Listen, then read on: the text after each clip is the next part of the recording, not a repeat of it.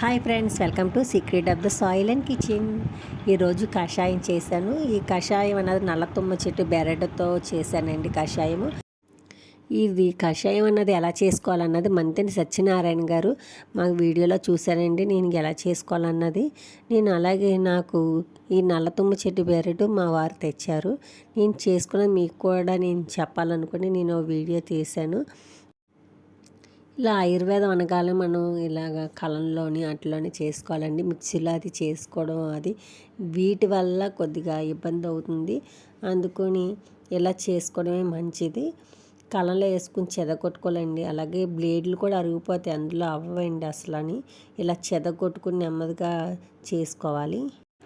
ఈ కషాయం అన్నది ఎప్పుడు తాగాలంటే టైఫాయిడ్ ఫీవర్ వచ్చినప్పుడు, లూజ్ మోషన్స్ అయినప్పుడు, యూరిన్ ఇన్ఫెక్షన్ వచ్చేస్తుందో ఆడవాళ్ళకి బాగా ఎక్కువగా ఉపయోగపడుతుంది ఈ మందు అయితే మాత్రం.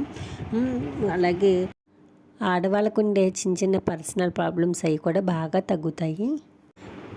నోటి దుర్వాసన కానీ, లేదంటే పన్ను పుచ్చిపోవడం కానీ, పళ్ళు ఎనమలు అరిగిపోవడం కానీ, ఇలాంటి నోటి పూత, గొంతుకు దగ్గు కానీ, ఇన్ఫెక్షన్ నోటికి సంబంధించిన ఎలాంటి ఇన్ఫెక్షన్ అయినా సరే బాగా తగ్గిస్తుంది. కషాయం అన్నది ఒక మినిమం 10-15 రోజులైనా సరే తాగాలి. మన రోజుకు ఒకసారి తాగితే సరిపోతుంది. ఏదో ఒక టైంలో పొద్దుట అవ్వచ్చు, ఈవినింగ్ అవ్వచ్చు, అయినా సరే పొద్దుటైనా ఈవినింగ్ అయినా సరే ఒకసారి తీసుకుంటే సరిపోతుందండి. దీని టేస్ట్ కూడా వగరగా ఉంటుంది. వగరగా ఉన్నా సరే మనకి ఆరోగ్యానికి మాత్రం చాలా బాగా పనిచేస్తుంది. ఈ తుమ్మ చెట్టు బెరడు అన్నది మన ఆయుర్వేద షాపులో అది అడిగితే పొడి అది ఆల్రెడీ వాళ్ళ దగ్గర చేసే ఉంచుతారు, వాళ్ళ దగ్గర చేసే ఉంటుంది.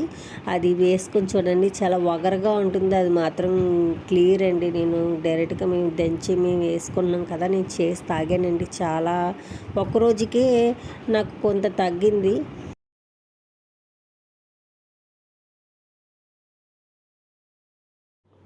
చాలా బాగా తగ్గిందండి. ఒకసారి మీరు ట్రై చేసి చూడండి. ఈ ఆయుర్వేద షాపులో అది మాత్రం మనం అడిగితే వేస్తారు. పౌడరే ఉంటుంది వాళ్ళ దగ్గర డైరెక్ట్గానే, మనం ఏం నూరుకోవసరం లేదు. కానీ కంపల్సరీ వగరుగా ఉంటుందండి. ఇది మాత్రం చాలా బాగా పనిచేస్తుంది వగరుగా ఉన్నా సరే. చూసారు కదా, ఇలాగ పీస్ కింద ఇలాగ అయ్యింది. చాలా వరకు అయితే పౌడర్ అయింది, కానీ చాలా వరకు పీస్ కింద అయ్యిందండి. దగ్గరగా చిన్న చిన్న ముక్కల కింద అయిపోయింది. నేను తీసేసుకుంటున్నాను, ఎందుకంటే వాటర్లో మనం మరబెట్టుకుంటాం కాబట్టి అందులో ఉన్న కషాయం అది కూడా మొత్తం దిగిపోతుంది. అందుకు నేను ఇంక తీసేసుకున్నాను మొత్తం అంతా కూడా. ఇలా తీసేసుకొని నేను పక్కన పెట్టుకున్నాను. ఏదైనా బాక్స్లోకి మనం పెట్టుకొని స్టోర్ చేసుకుంటే మనకి ఎన్ని రోజులైనా సరే అసలు పాడవదండి. ఇది మనం ఎన్ని రోజులైనా సరే వాడుకోవచ్చు. నెలలు కూడా మనం ఎండబెట్టుకున్నాం కాబట్టి దానికి వల్ల మనకి ఇబ్బంది ఉండదు. ఇప్పుడు నేను ఒక గిన్నె పెట్టుకుని అందులో ఒక గ్లాస్ వాటర్ వేసుకున్నాను. అలాగే ఒక స్పూన్కి కొద్దిగా ఎలుతుగానే నేను వేసుకున్నానండి. పౌడర్ కూడా వేసుకుని బాగా మరిగించుకోవాలి. అంటే ఎంతవరకు మరిగించాలంటే ఒక గ్లాస్కి ఒక పావు వంతు మాత్రం మరగనివ్వాలండి, సరిపోతుంది. బాగా కషాయం అన్నది మొత్తం దిగిపోతుంది. చిన్న మంటలోనే చేసుకోవాలండి. పెద్ద మంట పెట్టేసుకొని చేసుకుంటే కషాయం అన్నది కరెక్ట్గా మరగదు. చిన్న మంటలోనే పెట్టుకొని బాగా మరిగించుకోవాలి.